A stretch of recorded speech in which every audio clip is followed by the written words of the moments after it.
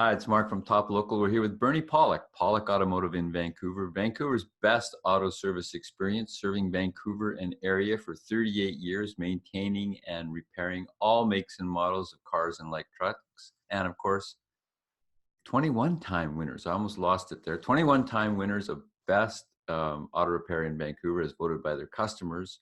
And we're talking cars. How you doing, Bernie? Doing well. So a 2004 Honda Accord had an axle shaft replacement. What was going on with this car? So this car got towed to our shop. The owner was driving it and suddenly it just stopped moving forward. There's some hideous noises and the car just would not move forward. Figured maybe the transmission had blown up or something like that. So the car was brought into the shop and we had a look at it. And what sort of testing and diagnosis did you need to do? Well, in this case, of course, we need to try out, put it in drive, you see if the car moved. Of course, we heard the noises, put the car on the hoist, and a visual inspection was all the testing and diagnosis we needed to find that the axle shaft on the left side had actually snapped in half. Now, this is a 1-inch solid steel bar that had worn out and actually snapped in half. Let's get into some pictures because this is really the fun part.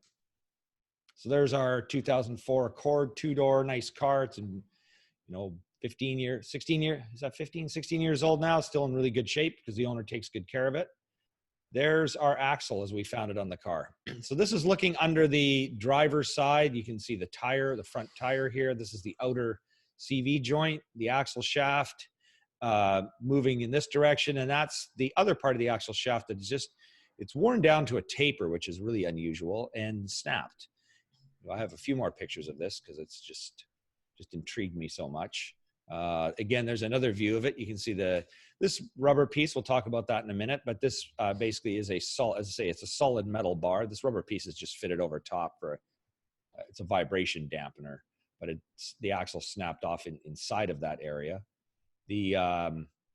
And finally, the axle shaft laying on the ground in two pieces. So this is the inner CV joint. This part goes into the transmission. This is the outer CV joint, which bolts into the wheel, splined and goes into the wheel hub that drives the wheel. There's rubber boots on either side, and then they're inside the CV joint, which is called a constant velocity joint inside there. And then, of course, our axle, it's broken in two. As you can see, this is a pretty large piece of metal and worn down into quite a taper before it actually snapped. Okay, how did this break?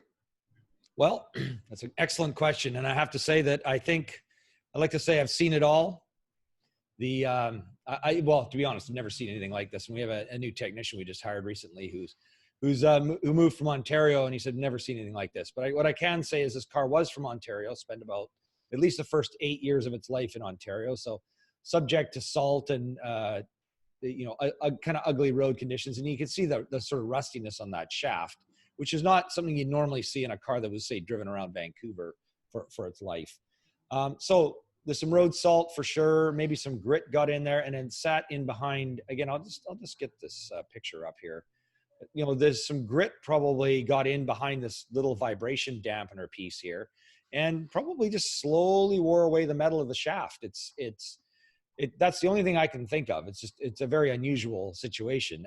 If this piece wasn't here, this probably would not have happened. But I think it just created a perfect trap for salt and dirt to sit in and eventually just, ground away the shaft. There's really very little movement of this part because it's basically just a bolted on piece of rubber.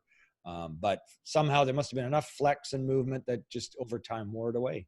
It wasn't rotating on the shaft, that rubber dampener?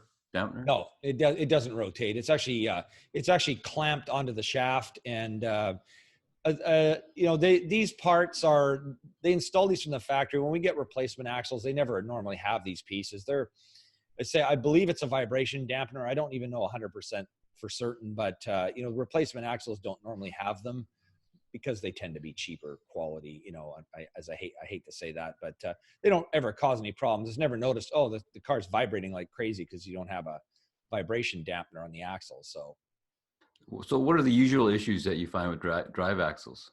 Well, let me actually, I'll go back into the screen share because this is a good this picture of this axle is actually a really good thing to look at again. So the usual issues with axles are the CV joints will wear out, and that CV joint is hidden inside this area here or inside this one here, and the outer front CV joints are subject to a lot of abuse. The wheel. Not only is the wheel rotating and pushing the car back and forth, and sometimes if you accelerate hard, there's a lot of pressure put on this, but also as you turn and go around a corner, it's putting pressure on an angle. So this joint is subject to a lot of force and wear. And it used to be that these joints would wear out a lot. In the earlier days of front wheel drive cars, replacing CV joints was a frequent service because they'd start clicking and clunking. And that's really not happening a lot anymore, which is a good thing. I mean, they've beefed up the quality of these parts substantially over the years. So the replacing CV joints is not overly as common of a service as we used to do. The other part that wears out probably more frequently is this boot. This is like a rubber boot. And again, it's subject to wear because it's twisting and moving around. Sometimes the inner boots, this is common on Subarus, the inner boots will often wear because they sit on right over top of the exhaust system where there's a lot of heat. And so the boot will tend to crack.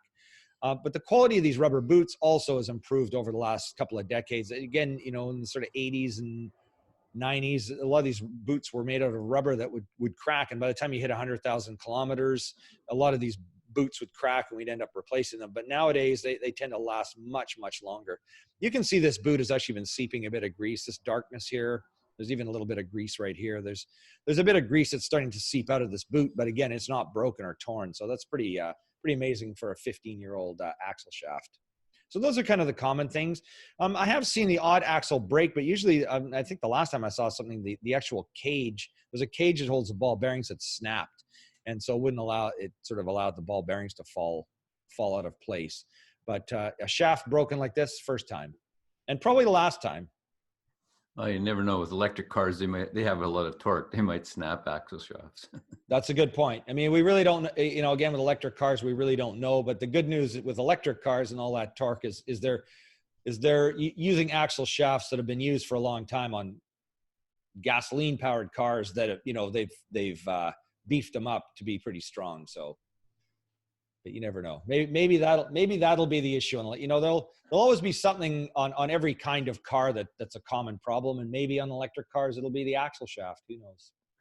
Probably not though. Hondas have a reputation for being very reliable. How is this generation of Accord? Yeah, this is a super reliable car. It's really good.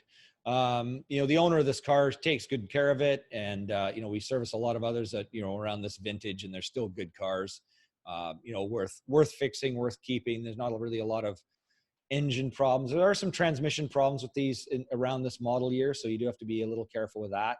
But other than that, generally the engines are really good. You do have timing belts, so that is an expensive maintenance service that needs to be done. But once it's done, it's good for a long time. So this is definitely an on my recommended list car.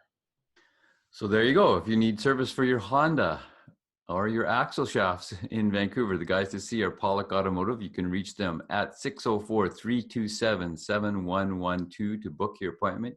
You have to call and book ahead. They're always busy. Lots of cars to fix in Vancouver. And of course, thanks so much for watching the podcast and listening. And of course, you can check us out at pawlikautomotive.com, the website. Over 600 articles on there about all makes and models of cars. Over 300 videos on the YouTube channel, Pawlik Auto Repair. Again, thanks, Bernie. Thanks, Mark. Thanks for watching.